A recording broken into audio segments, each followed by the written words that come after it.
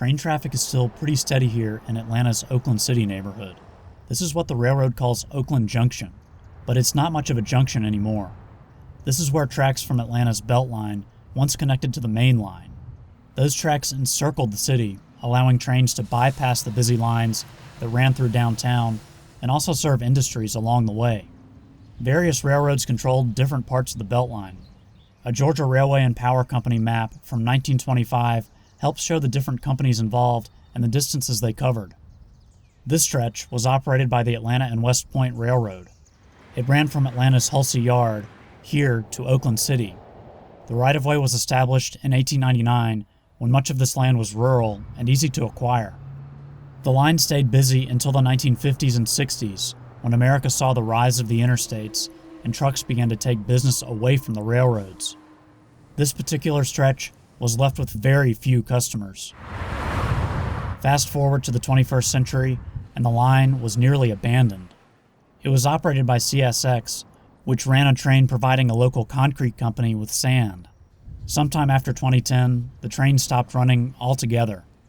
CSX ultimately sold the 4.5-mile line in 2018 to the city of Atlanta for $25.8 million. It's now part of the Atlanta Beltline, a project converting old rail lines into multi-use trails. This section, now known as the Southside Trail, will likely look something like this when it's done, paved and ready for pedestrians. And at some point, it may even include transit. The tracks here were removed in 2018, but there's still a lot of railroad infrastructure in place. Here at Oakland Junction, this old signal, still illuminated, guards the tracks ahead. And this forgotten truck serves as a reminder of what led to the line's demise. Meanwhile, these gates are still ready to protect the crossing. Heading southeast, you can see construction crews have moved in.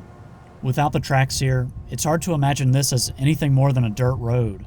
But on down the line, two bridges likely dating back to the 1920s remind us of this area's past. The first spans Metropolitan Parkway.